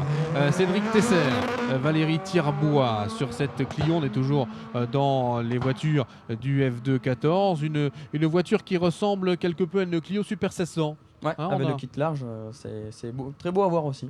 Tout à fait. On les a vus passer devant nous à l'instant. 13e au Mont de Vaucluse, 10e au Chasselas, avec malheureusement un abandon. Donc un équipage qui peut rentrer dans des top 10 de rallyes régionaux et qui peut faire également là aussi de belles choses avec une voiture aux couleurs de Dancook pour le partenariat de cette voiture qui vient de passer devant nous, et vous le voyez également depuis chez vous. On nous demande les prochains directs, mais le prochain direct ce sera tout à l'heure pour les prochains passages. Je vais vous donner les heures, bien évidemment. Ce sera le prochain passage à 18h29, voilà, précisément, pour les prochaines voitures. Donc on va dire, autant vous dire que ça sera la nuit tombante, tout à l'heure. Pour la 150 voitures, et peu de tête à queue, rien. Tout le monde est sage, c'est propre. À part au cas quelques mètres avant l'épingle. Mais c'est vrai que pour 50 voitures, tout le monde est resté très sage. Oui. Bon, j'avais l'impression qu'on aurait pu se dire regardez, on les avait pas vus passer tout à l'heure. Malheureusement, ces passages au ralenti pour Ayrton Le Chartier et Florent Delpech, on avait, je pense, des choses. Qui tiennent l'accélérateur ou l'embrayage par la main. Ouais. Effectivement, vous avez l'œil, mon cher Jordan. Donc ça veut dire que quand on tient comme ça l'accélérateur, je pense que c'est ça, qui sort du capot, ça veut dire que ça va forcément moins vite. Ouais. Alors je sais pas si c'est ça ou pas, mais ouais. Oui. Ah, c'est vraiment dommage. Là, je pense qu'effectivement, les carottes sont cuites. 6e au terme cette saison, 10e au Cantal. La victoire de classe pour eux. Quand dès la première spéciale comme ça, on a ce souci-là. On est dans quel état d'esprit? On se dit que le rallye va être long, ou on est déjà en train de se dire qu'on va abandonner, ou peut-être pas? Ça dépend. Il y en a qui vont abandonner de suite et il y en a qui vont essayer de se battre pour finir. Après, là, ça va être un peu plus compliqué. Il reste 2 spéciales avant l'assistance. Ça serait bien qu'il puisse réparer sur le routier. Ça serait pas mal pour lui. Parce qu'après, c'est quelqu'un qui va quand même très vite. S'il n'a pas de problème, on sait qu'en F2000, ça joue devant. Et je pense que s'il n'aurait pas été embêté, ça aurait fait une belle bagarre avec Nicolas Rouillard. Donc c'est dommage. J'espère qu'il va pouvoir continuer. Ah voilà, ben regardez, on a un petit peu chauffé Freddy tout à l'heure, l'ami Freddy. L'invitation est lancée, mon cher Jordan, tu le sais. Je vais faire venir un bus et tu viendras avec également, Vincent. Ben écoutez, avec grand plaisir. Ouais, avec plaisir. Même sans le rallye, on vient. Oui, même en dehors du rallye, ce sera avec grand plaisir, parce que ce sont vraiment des moments que l'on aime partager. Il n'y a pas que le sport auto dans la vie, il y a tous les à côté. Et effectivement, quand on est en bonne santé, c'est toujours mieux. Malheureusement, effectivement, la voiture d'intervention qui passe devant nous avec la voiture et l'ambulance dans peut-être une intervention médicale. Donc on va peut-être effectivement du côté de la réalisation, parce que je pense qu'on va avoir une interruption de course. Ouais, parce que c'est vrai que quand ils envoient l'ambulance sur la route comme ça peut durer un petit peu de temps, ouais, c'est certain. Donc peut-être on va demander à la régie, notamment à Régis, de basculer peut-être sur une page de pub, ce qui va vous laisser tranquillement depuis chez vous d'aller boire un petit thé ou un petit café. Et revenir avec les infos. Si on va avoir quelques infos effectivement pour vous tenir informés et savoir dès que la course va reprendre. Donc interruption ici dans cette spéciale de Montaigut, petite pause publicitaire, et on vous retrouve bien sûr très vite avec grand plaisir, chers amis, à tout à l'heure.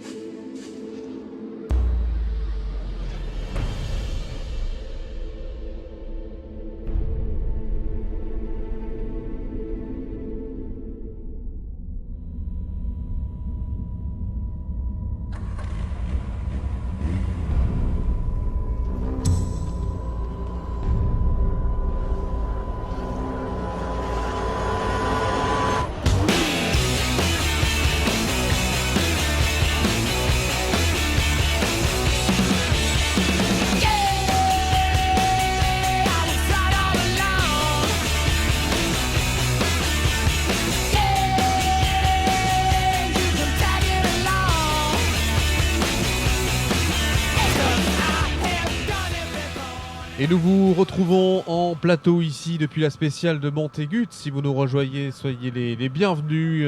Nous étions tout à l'heure avec vous avec malheureusement une interruption de course tout à l'heure. Et on va reprendre dans quelques instants ici en plateau avec quelques invités, avec Eric Lorenz notamment, avant de retrouver bien sûr les voitures en spécial, les VH à partir de 18h30 et puis les modernes bien sûr en suivant. Eric, quelques nouvelles du front, quelques nouvelles je pense plutôt rassurantes. Oui, des nouvelles rassurantes de l'équipage qui a eu un souci justement sur cette première ES.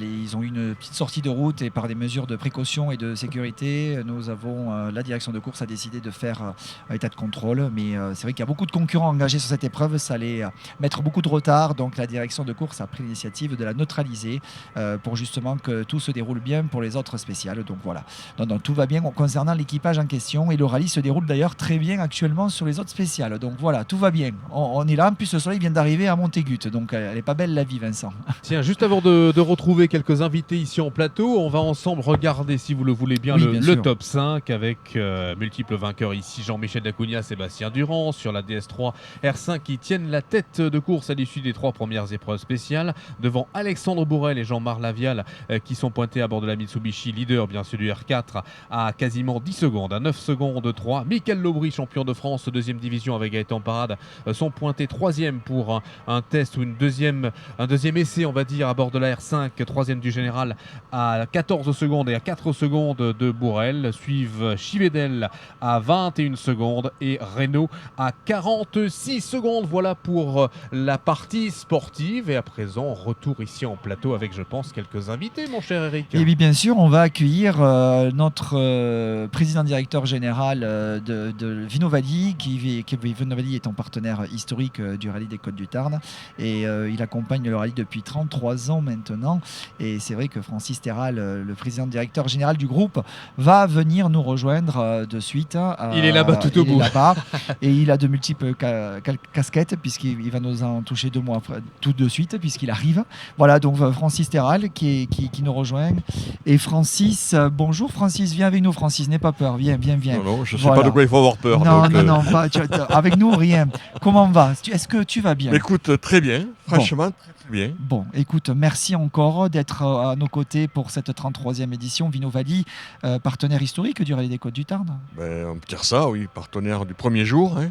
D'autant plus satisfait cette année que la récolte a été belle. On peut parler quand même un petit peu de ça aussi, parce que je suis bien sûr dans le monde du vin, donc c'est une bonne nouvelle aussi pour vous aussi, parce que bon, vous savez que dans nos budgets communication, quand on fait une belle récolte, en règle générale, on a notre budget qui augmente, donc je pense que c'est une bonne nouvelle pour les vignerons, bien sûr, pour le territoire et pour l'ensemble de l'économie de ce département.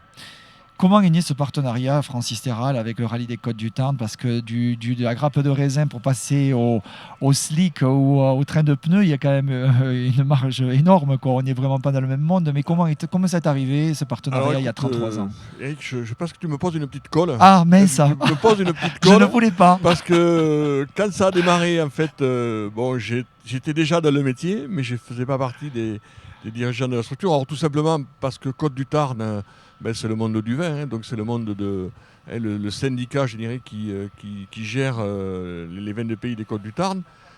Donc à l'origine, je pense que ce partenariat s'est fait naturellement parce que le vignoble faisait partie des partenaires potentiels avec l'économie qui va autour, hein, pour être, je dirais, le fer de lance de ce rallye.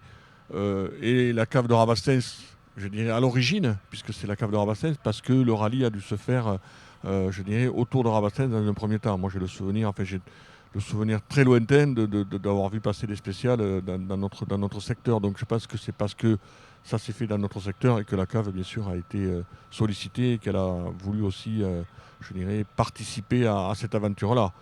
Parce que cette aventure, elle continue et on ne peut que s'en réjouir à notre niveau. Francis, l'année prochaine, l'organisation du Rallye des Côtes du Tarn avec la ZAD du Vignoble Tarnais se sont vus, puisqu'ils étaient candidats par rapport à la Ligue, à attribuer l'organisation de la finale de 2019. Et Vinovali sera quand même partenaire de cette grande finale, qui s'appelle Finale Albi 2019, finale à la Coupe de France des Rallyes du Vignoble Gaillacois, qui porte quand même de appellation, quoi, le vignoble, à travers du sport auto. Donc c'est quand même, pour vous, pour Vinnovalis, c'est quand même là aussi un enjeu, un partenariat, envie de soutenir encore plus loin l'écurie de Rives dans son évolution avec Lazare. Bien sûr, bien sûr. Alors je pense qu'on vous a encouragé de loin, bien évidemment, à candidater à cette magnifique épreuve. Vous avez réussi, on peut que s'en féliciter parce que bien évidemment, ça va rejaillir sur tous les partenaires et pas que ça, hein, parce que c'est d'abord une belle réussite pour vous. Il faut vous en féliciter, vous d'abord, hein, vous, vos équipes et l'ensemble des bénévoles qui chaque année œuvrent autour de vous. Donc ça, pour nous, c'est un bel exemple aussi de dynamisme et je dirais que ça a valeur, je dirais, pour l'ensemble de nos vignerons aussi. Souvent, on est sur des métiers un petit peu ingrats, hein, certes, qui nous passionnent. Et la passion, c'est ce qui nous mène, je dirais, à vous et à nous. C'est celle qui vous a amené à réussir jusqu'à présent. Hein. C'est une trentaine d'années de rallye avec cette finale qui arrive l'an prochain. Et bien sûr que Vinnovalis sera à vos côtés, je dirais. Je pense que vous n'en avez jamais douté. Non, jamais. Hein, vous n'en avez jamais douté. On s'était déjà dit depuis un petit bout de temps que si vous y alliez, on serait avec vous et complètement avec vous. Et bien sûr qu'on continuera à être présent et avec énormément de plaisir et à partager aussi, parce que c'est une notion de partage aussi, de partager ces moments-là avec vous. Comment se porte Vinnovalis, comment se porte le vignoble? Parce que je sais, nous savons tous qu'il y a une nouvelle structure qui est arrivée aux portes de Saint-Sulpice. Comment se porte le groupe? Comment se porte l'image? Comment va le vin? Alors écoute, Eric, c'est vrai que 2018 est une année charnière pour Vinnovalis, qui existe maintenant depuis une dizaine d'années. Parce que Vinnovalis, pour ceux qui ne le connaissent pas tout à fait, ça regroupe 3 vignobles, Cahors, Fronton et Gaillac. Donc Vinnovalis a déménagé début 2018. Déménagement qui s'est fait, je dirais, au fil de l'eau pendant les premiers mois. Maintenant, l'outil est, je dirais, quasiment complètement opérationnel. Et voilà, donc situé à bord d'autoroute, à proximité d'une grande métropole qui est Toulouse. Alors, on a pu entendre qu'on s'éloignait de Gaillac. Certes, on s'est éloigné de Gaillac, mais on reste dans le département du Tarn. Et on s'est simplement rapproché de la métropole toulousaine. Et un axe stratégique qui nous paraissait important. Alors, pour vous dire qu'on est complètement encore impliqué, c'est qu'on a implanté un vignoble devant notre bâtiment. Donc, c'est-à-dire qu'on ne se détache pas tout à fait du vignoble, puisqu'on a mis devant ce bâtiment des cépages autochtones et ancestraux de nos vignobles. Bon, écoutez, Francis, merci beaucoup d'avoir été avec nous, d'être passé ici nous voir sur la fameuse épingle mythique de Montégut pour cette 33e édition du rallye. Et encore merci pour cette fidélité que vous nous faites au sein du rallye des Côtes du Tarn, aussi à tous les spectateurs qui sont là et qui découvrent bien sûr toute la partie conviviale du terrain. Un petit mot pour finir peut-être? Oui, merci Eric. Et de toute façon, on aura l'occasion de se voir demain pour la remise des prix. Donc, participer je dirais, et bravo à sauter les pilotes et tous les spectateurs, parce qu'il ne fait pas très très chaud aujourd'hui, mais je vois que tout le monde arrive, donc c'est plutôt très bien. Ok, voilà, bravo à tous. Merci beaucoup Francis, merci infiniment. Je vais vous laisser bien sûr disposer et on continue le plateau invité. J'ai perdu Vincent Dougados, mon acolyte, mais on va accueillir monsieur l'observateur. Ah Vincent, vous êtes là. Monsieur l'observateur qui va nous rejoindre. Patrick Perrin, observateur à la Fédération Française du Sport Auto. Bonjour Patrick, comment allez-vous? Bonsoir à vous, ça va très très bien. Voilà. Bon, comment se passe ce rallye? Vous arrivez du Nord-Pas-de-Calais, je crois, c'est ça? Tout à fait, on est dans la Ligue des Hauts-de-France, effectivement, et donc on est chargé par la Fédé de venir observer les rallyes de QF4. Alors, parce qu'il y a un cahier des charges qui doit être respecté. Donc voilà, on est venu voir un peu ce qui se passe et comment ça se fait, surtout que c'est très important, puisque vous savez que dans l'année prochaine, c'est la finale des rallyes qui a lieu donc à Albi sur le support de ce rallye-ci. Donc c'est très très important cette année, l'observation. Alors l'observation, elle se fait comment pour un observateur? Expliquez à tous nos internautes qui nous regardent, les spectateurs. Je dirais qu'il y a un cahier des charges, et le gros poste, bien entendu, c'est le poste de la sécurité. Sur les spéciales, avec l'implantation qui a aujourd'hui lieu grâce à des RTS qui ont été mis au point par la FFSA, donc la Fédération Française du Sport Automobile, avec les ministères concernés. Et ça permet d'avoir le même langage du nord au sud. Donc tout ce cahier des charges-là est fait, avec donc des choses bien précises, l'implantation des zones à public autorisées, l'implantation des zébras, voilà, on a tout un cahier des charges qui fait qu'on sécurise au maximum l'implantation des spéciales pour que la sécurité soit la meilleure possible par rapport au public. Et la différence aujourd'hui, c'est que les gens sont quand même responsables d'eux-mêmes sur les spéciales, puisque aujourd'hui, on ne peut se mettre sur les épreuves de vitesse que là où il y a de la rubalise verte. Oui, on l'a très bien là où il n'y a répété, pas ça. de vert, c'est interdit. C'est comme le code de la route, finalement. Et aujourd'hui, tout pareil. mais aujourd'hui, il y a une évolution aussi, c'est que les gens qui sont mal placés peuvent être verbalisés. C'est vrai, d'accord. 130 €, c'est ça 130 €. Voilà. Ça, il faut que le public le sache Voilà. également. Soyez prudents. Donc, tout à fait, ouais, Tout à tout à fait.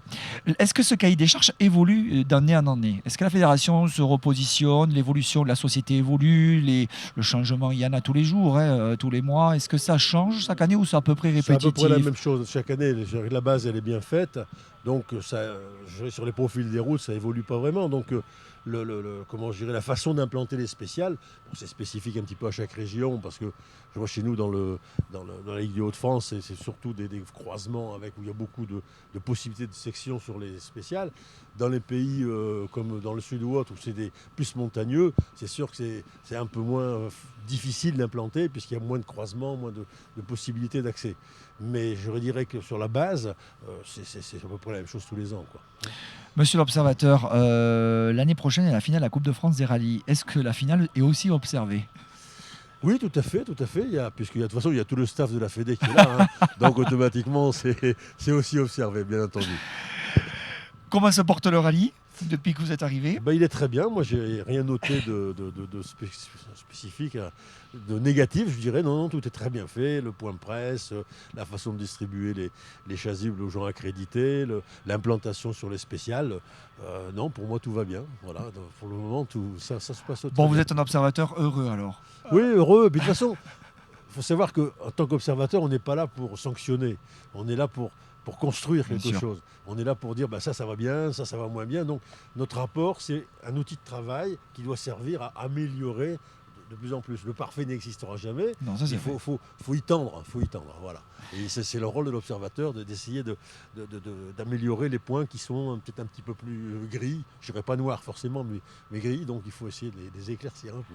Bon, avant que je vous laisse bien sûr vaquer à vos fonctions, vous avez goûté le gaillac quand même, j'espère, un petit peu. Oui, j'ai goûté, pas de problème. Avec modération. Avec modération, il faut le rappeler. Voilà. Merci beaucoup Patrick Perrin, donc observateur cette année pour la 33e édition du Rallye des Côtes du Tarn au sein de la Fédération française du sport automobile. On vous remercie d'être venu d'aussi loin. Vous connaissiez la région un petit peu ou pas du tout? Non, pas vraiment. Non. J'étais venu à Toulouse pour un autre problème au début d'année, puisque je suis élu au sport moi, chez nous là-haut. Donc on avait un colloque aussi à Toulouse, mais je ne suis jamais venu vraiment dans la région. Non. Bon, écoutez, on est très heureux de vous accueillir avec Vincent, avec toutes les équipes de l'organisation. Merci beaucoup et puis bonne continuation sur l'épreuve. Merci à vous. Et puis à Bonne bientôt. soirée, à Merci. bientôt. Merci beaucoup Patrick Perrin, donc observateur, mesdames et messieurs, au sein de la Fédération française du sport automobile. Mon cher Vincent, c'est quand même important aujourd'hui que les rallyes soient observés, soient notés. Ça permet de se remettre en question en tant qu'organisateur et de ne pas se laisser, comme on le dit, des fois se laisser surprendre par des choses et toujours s'améliorer en sécurité. Allez, on continue. Prochain plateau, on continue parce qu'on l'a annoncé tout à l'heure. Là-bas au fond, vous voyez, ce sont déjà les voitures info. Ça veut dire que ça ne saurait tarder. On a un petit peu de temps. On va demander à Alain Marie et Michel Vergne, à la fois Alain Marie pour bien sûr le président de l'ASA qui sera une des chevilles ouvrières de la finale 2019 et puis Michel Vergne bien sûr représentant de la Ligue. Deux personnages qui œuvrent ce week-end et qui vont œuvrer forcément, messieurs, Michel, pour la finale 2019. Mettez-nous un petit peu, on le disait tout à l'heure avec Jordan, on avait envie de vous tirer un petit peu les verres du nez, si vous me passez l'expression. Albi Rabastens, telle est effectivement l'affiche alléchante de cette édition 2019. Vous pouvez nous en dire un petit peu plus ? Alors, c'est relativement simple. Albi, c'est un berceau du sport automobile et Rabastens, c'est le berceau du rallye. Donc, si on associe les deux, c'est relativement facile. Alors, on laisse passer le rallye des Côtes du Tarn, qui est en bonne voie. Et après ça, on débrief et on attaque très fort pour la finale. Mais on y reviendra tout à l'heure. Et oui, effectivement. Alain, comment se passe déjà cette édition 2018 ? Tout va bien ? Un président d'ASA heureux ?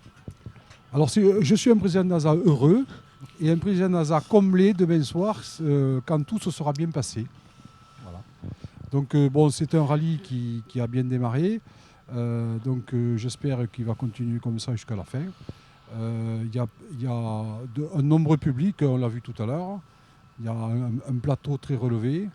Il y a l'écurie de Rive qui a fait un très gros travail. Et c'est comme tous les ans mais qualitatif pour que cette 33e édition soit au rendez-vous du succès qu'on attend. Et qu'eux attendent aussi avec, je dirais, avec grand mérite. Voilà. À côté de vous, c'est Eric. Je vais me permettre un petit peu, Eric, allez-y.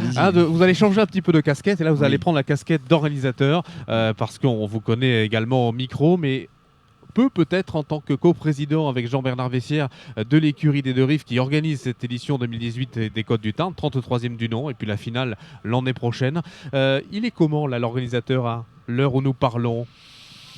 Écoutez, moi je suis bien. Voilà, Michel me dit oui. Oui, il est bien.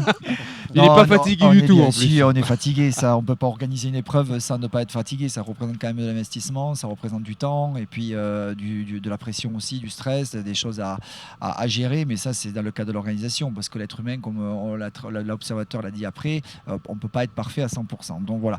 Donc non, on est bien. Voilà, que tout se passe bien au niveau sportif, au niveau public, sécurité, c'est la priorité.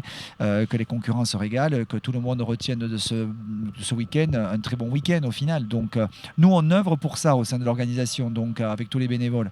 Donc voilà, on est là, on est avec vous aujourd'hui sur le plateau, le public est là, ils viennent voir les voitures, ils profitent. Donc voilà, on est tous bien. Oui. Et puis cette grande première avec ces directs ici effectivement en plateau, ces multicaméras, c'est vraiment super sympa. On a beaucoup de commentaires Facebook, il y a beaucoup de vues, donc ça veut dire que ça fonctionne et que c'est une nouveauté dans le monde du rallye et qui fait du bien. Ça apporte un petit peu de jeunesse et finalement le rallye c'est un sport et ça se partage et c'est ce que vous souhaitiez faire, le faire partager à un large public. Oui, tout à fait Vincent, vous avez raison.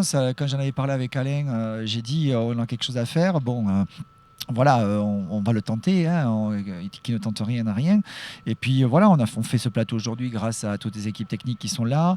On a vu des images tout à l'heure de l'Île-sur-Tarn. Donc non, on est vraiment très heureux de pouvoir faire partager au maximum. Il y a des évolutions à apporter, mais ça on le fera, il faut laisser le temps au temps.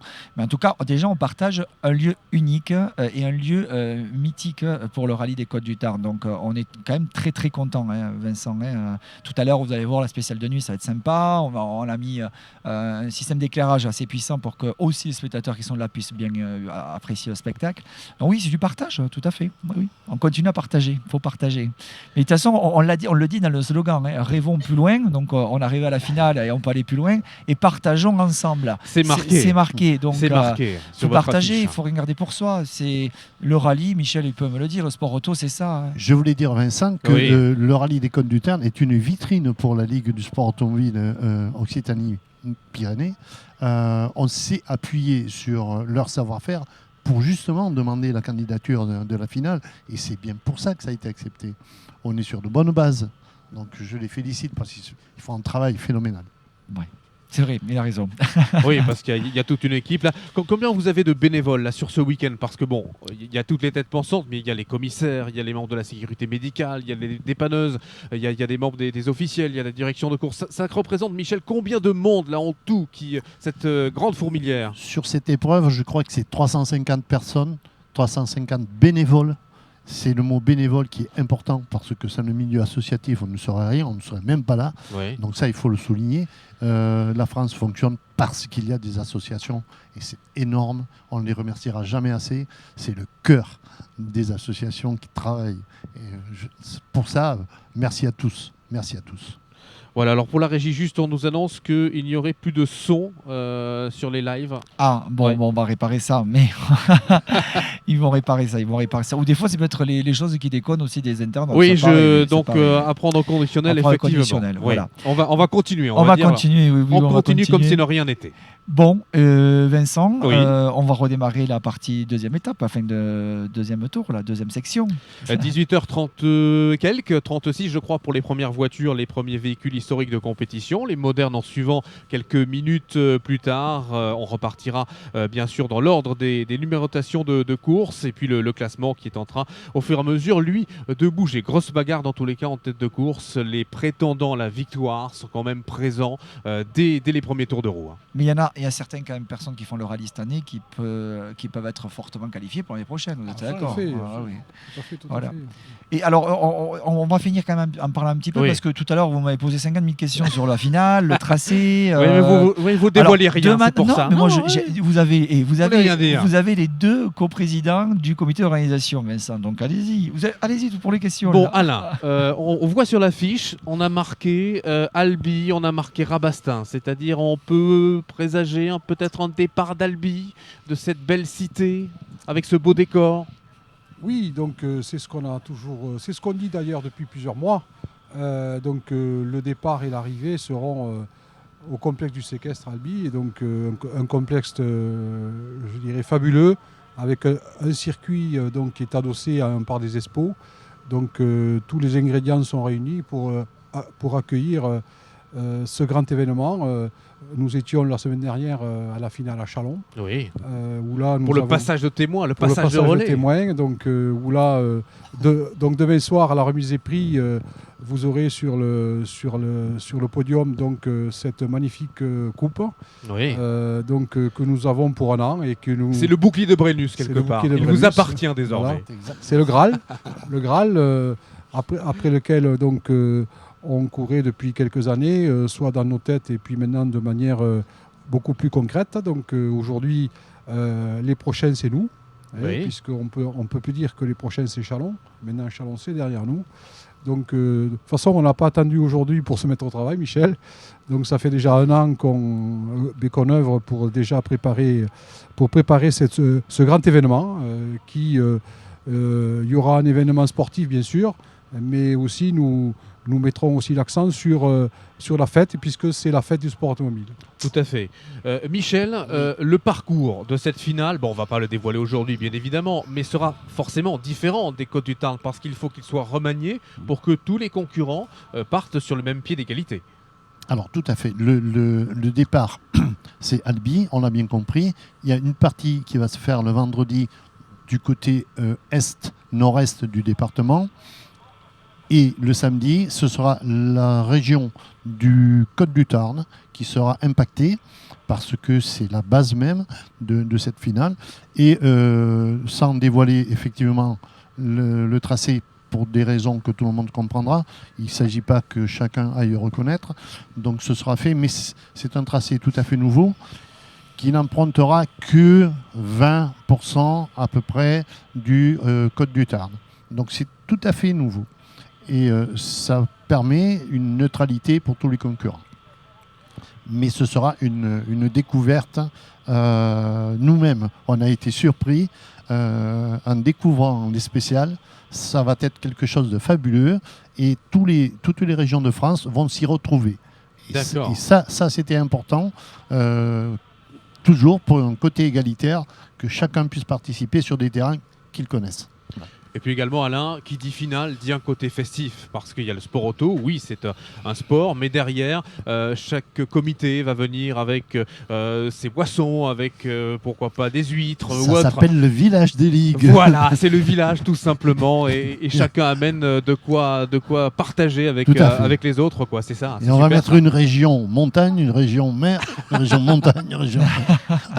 Tout ceci à consommer avec modération, on est obligé de le dire. Bien sûr, oui, c'est ce qu'on a encore vécu la semaine dernière. Le samedi soir, il y a Eric qui est à côté de moi, qui réfléchit déjà et qui a déjà, je dirais, le déroulé dans sa tête. Oui. Ne me torturez pas. Donc ça sera. Vous n'en direz pas plus, c'est ça, d'accord. Ça sera la grande fête aussi, puisque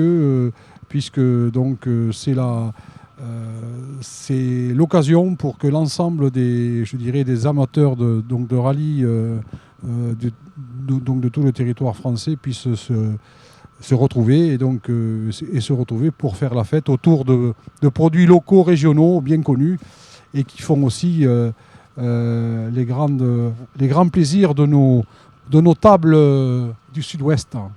Et oui, forcément, donc on a bien compris la fête avec un parcours bien sûr nouveau, remanié bien évidemment. Ce sera la finale 2019, ça sera la finale entre Albi et Rabastens, ça sera la finale du grand vignoble tarnais dans son sens large bien évidemment. Dans quelques instants mon cher Eric, on va accueillir bien sûr les concurrents qui vont passer devant nous, les lumières vont s'allumer et là on va passer en mode nuit, ça va donner un petit peu une dramaturgie. Jordan Berfa va revenir nous rejoindre pour commenter bien sûr avec vous toutes ces images et puis on espère que tout se passera très bien pour que vous ayez la spéciale, enfin du moins l'ensemble des véhicules qui passeront en course. Du moins. Tout à fait. Remercions donc, Alain-Marie et Michel Verne d'avoir été des nôtres bien évidemment. Bien sûr, c'était un plaisir pour nous. Voilà. Merci à vous deux. Et c'est une excellente idée ou une excellente initiative d'avoir pu réaliser ce genre de choses qui, je pense, Vincent, tu es plus au courant que moi, doit pas se voir très souvent dans ce genre de manifestation. Non, pas très souvent. Ça se voit beaucoup en trail, à l'UTMB ou des choses comme ça, au Grand Raid de la Réunion. Mais c'est une première, je peux vous dire, sur le plan rallistique comme ça, avec des multicaméras. Et je pense que l'année prochaine, ça va vous donner... Il y avait le Rallye Montagne Nord qu'il a eu fait cette année. Oui. Tout à fait. Donc, mais là, vraiment, vous avez franchi encore un step supplémentaire. Ça va pousser beaucoup d'organisations, je pense, à le faire. Et c'est très bien. C'est très bien comme ça. On le souhaite. Tout à fait. On partage. Voilà, comme le dit très bien Alain et Michel depuis tout à l'heure, on partage.